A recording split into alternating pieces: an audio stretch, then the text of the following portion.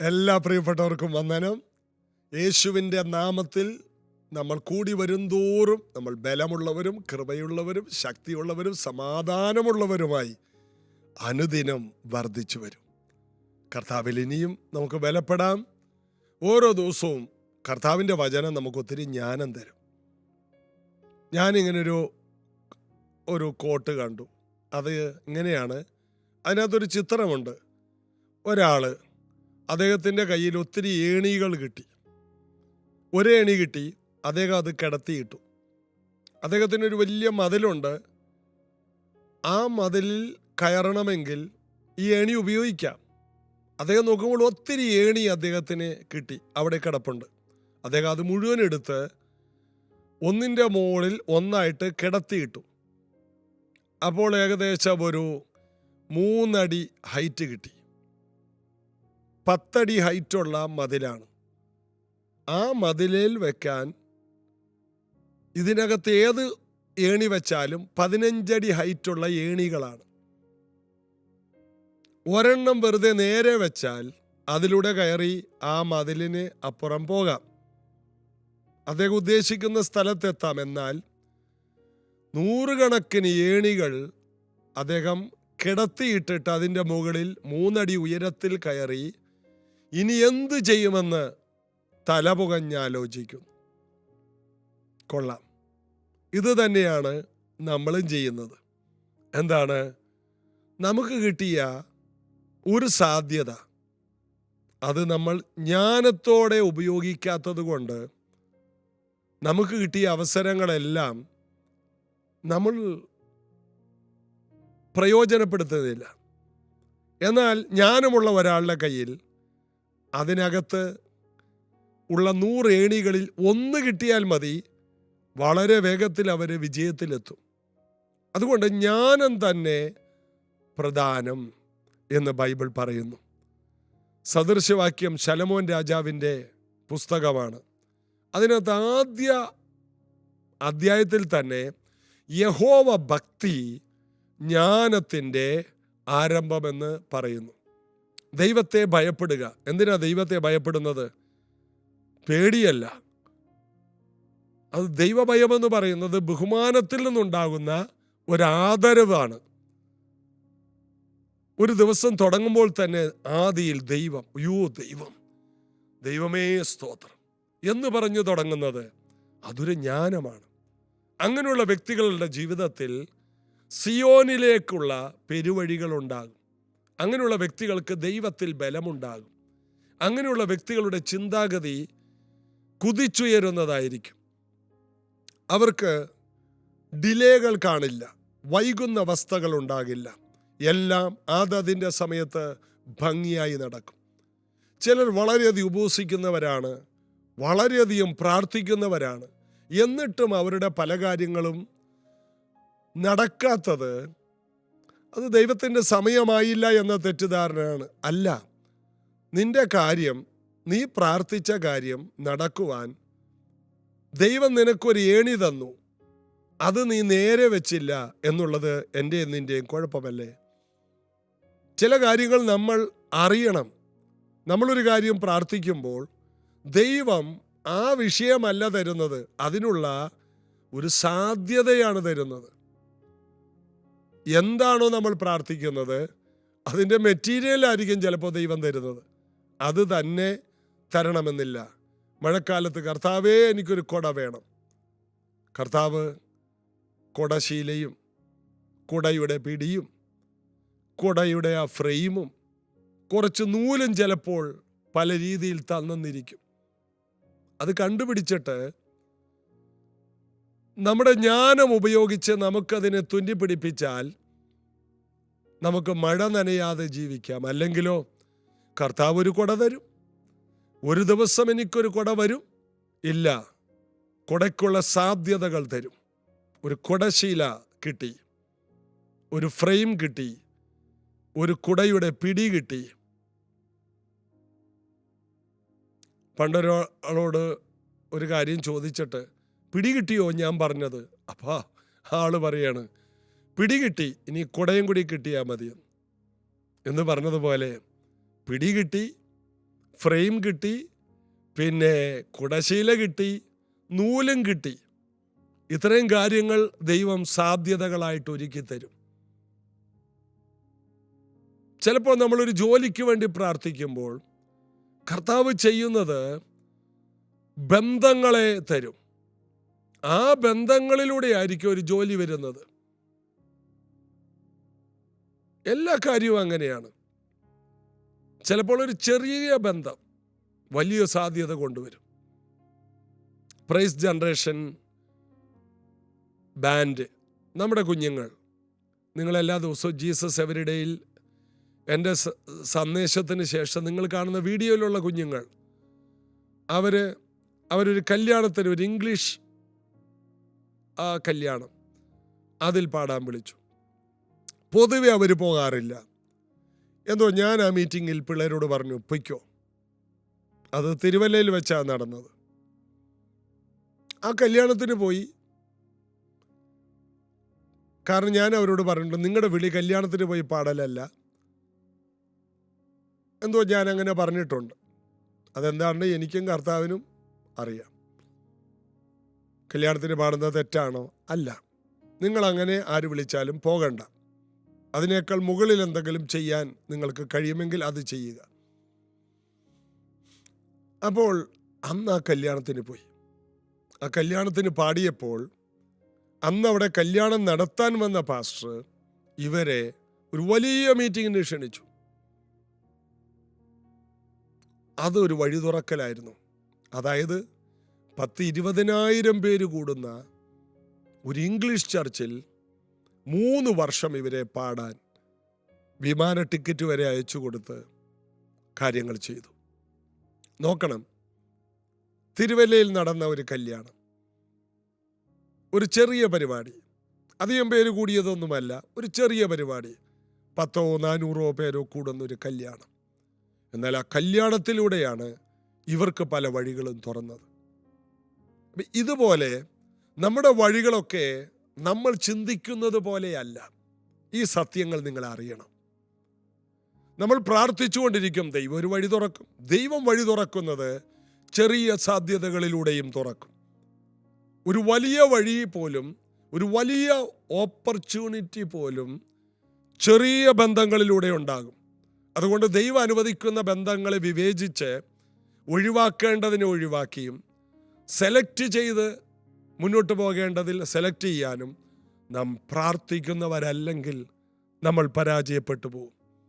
എന്നിട്ട് പറയും, ഞാൻ എത്ര നാളായി പ്രാർത്ഥിക്കുന്നു, എനിക്കൊരു വഴി തുറക്കുന്നില്ല.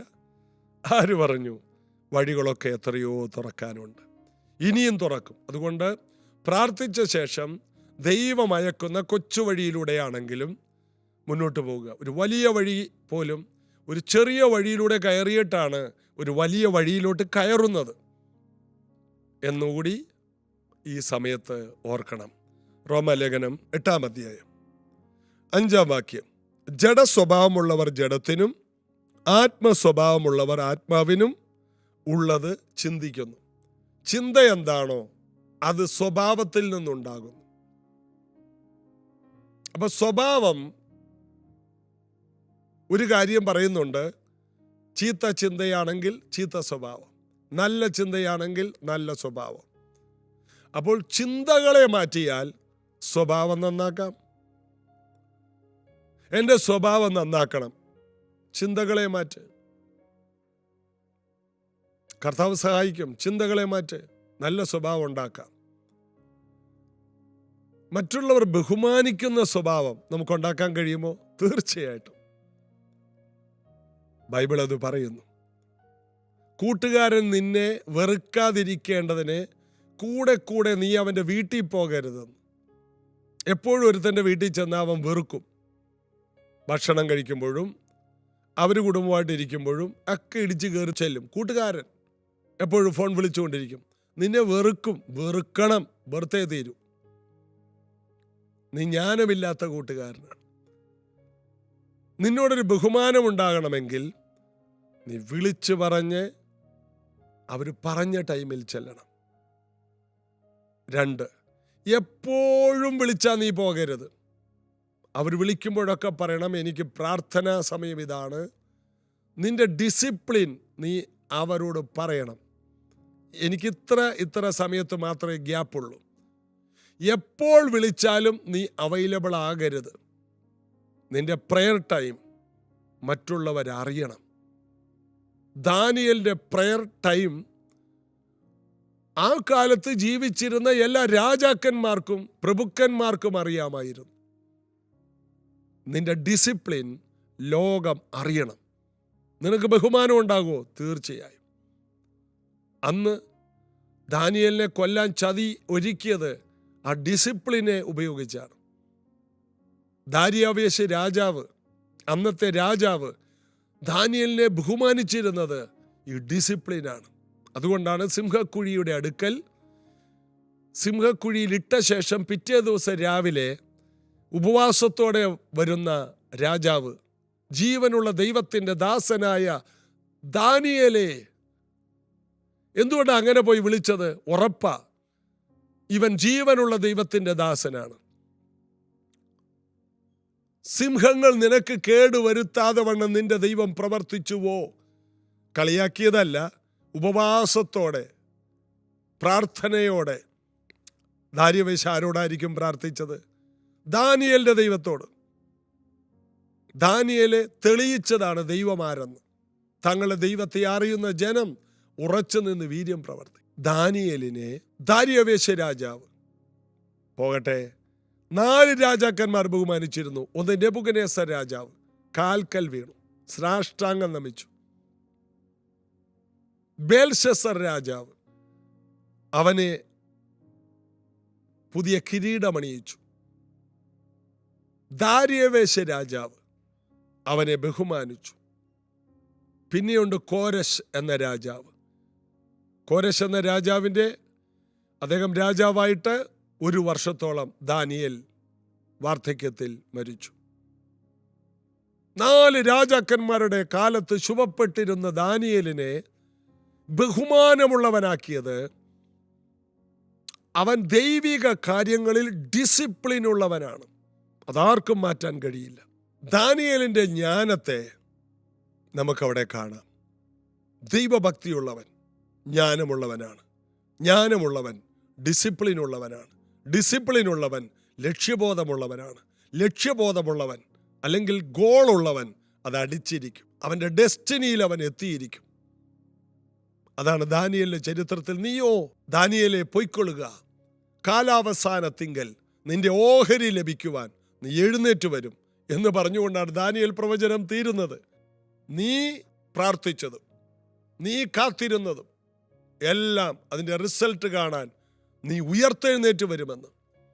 മരണ അടക്കത്തിൽ സിമിത്തേരിയിൽ അടക്കുമ്പോൾ ഞങ്ങളൊക്കെ പറയുന്ന വാക്കാണ്. അതിനുവേണ്ടി മാത്രമുള്ളതല്ല, നിന്റെ ഓഹരി ലഭിക്കാൻ നീ രണ്ടാമത് ഉയർത്തെഴുന്നേറ്റ് വരും എന്ന് ദൈവവചനത്തിൻ്റെ സത്യമാണ്. നമ്മൾ ദൈവഭക്തിയോടെ ഇരുന്നാൽ, എല്ലായ്പ്പോഴും ദൈവഭക്തിയോടെ ഇരിക്കുക, ഒരു പ്രതിഫലമുണ്ട് നിശ്ചയമെന്ന് ബൈബിളിൽ പറയുന്നു. ദൈവഭക്തിക്ക് ഒരു പ്രതിഫലം നിശ്ചയമാണ്. അപ്പോൾ ചിന്തകൾ നമ്മുടെ സ്വഭാവത്തെ കാണിക്കുന്നു. നല്ല സ്വഭാവത്തെ ഉണ്ടാക്കിയെടുക്കണം. അതെങ്ങനെയാണ്? ദൈവവചനം കൊണ്ട്, വായനാശീലം കൊണ്ട്, വിജയിച്ച ദാനിയേൽമാരുടെ ചരിത്രം കണ്ട് നമുക്ക് നല്ല സ്വഭാവത്തെ പണിതെടുക്കാൻ കഴിയും. കർത്താവിൽ ആശ്രയിക്കാം, ബലപ്പെടാം, പ്രാർത്ഥിക്കാം.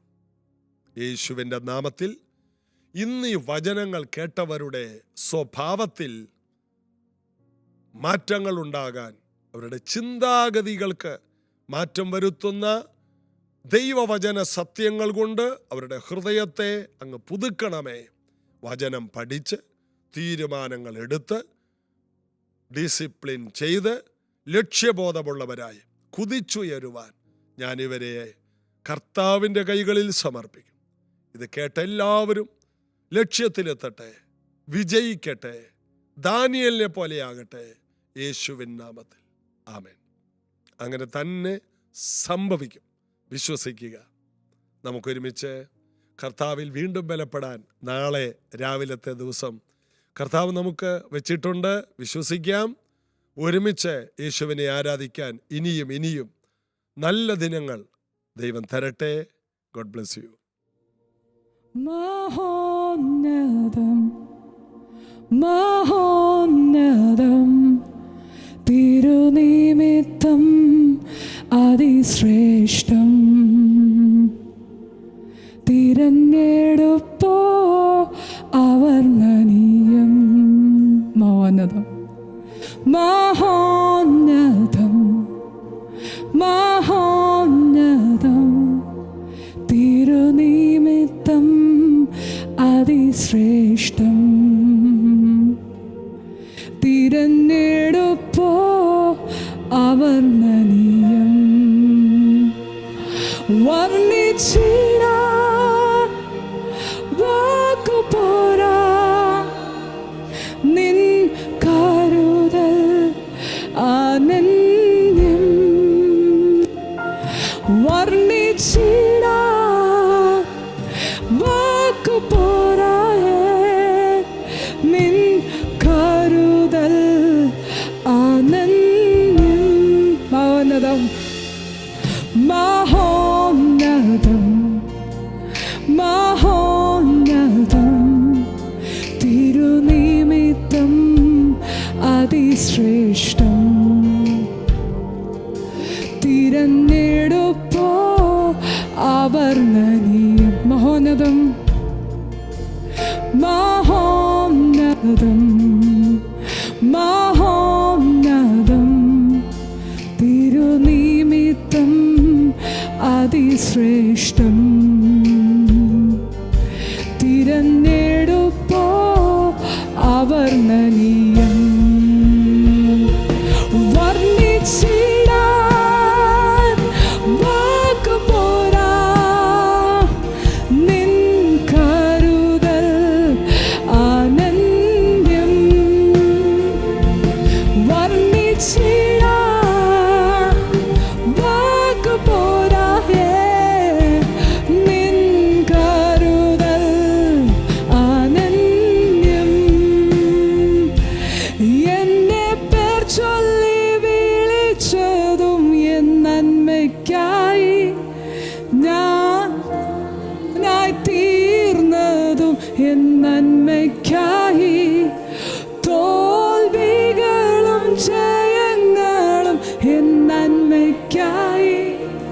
ഞാൻ നിന്യനായി തീർന്നതും എൻ നന്മയ്ക്കായി.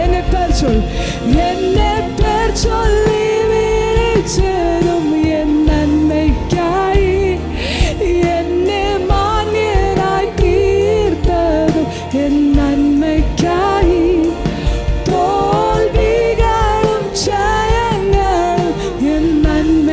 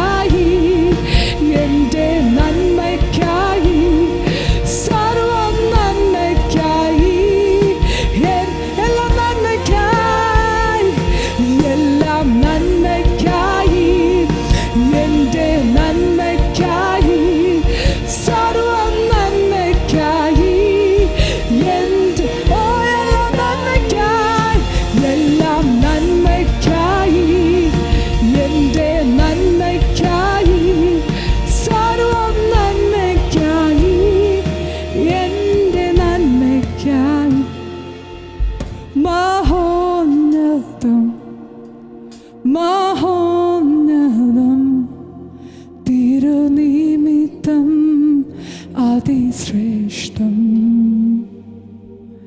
തിരഞ്ഞെടുപ്പോ അവർണ്ണനീയം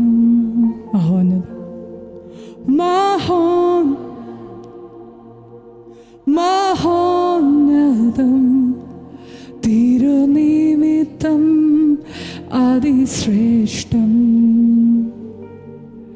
തിരഞ്ഞെടുപ്പോ അവർണ്ണനീയം വർണ്ണിച്ചിടാൻ വാക്കു പോരാ നിൻ കരുതൽ അനന്യം വർണ്ണിച്ചിടാൻ വാക്കു പോരാ നിൻ കരുതൽ അനന്യം വർണ്ണിച്ചിടാൻ വാക്കു പോരാ നിൻ കരുതൽ അനന്യം വർണ്ണിച്ചിടാൻ വാക്കു പോരായേ നിൻ കരുതൽ അനന്യം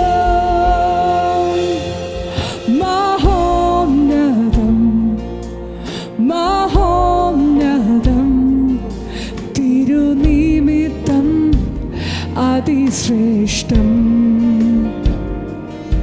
തിരഞ്ഞെടുപ്പോ അവർണ്ണനീയം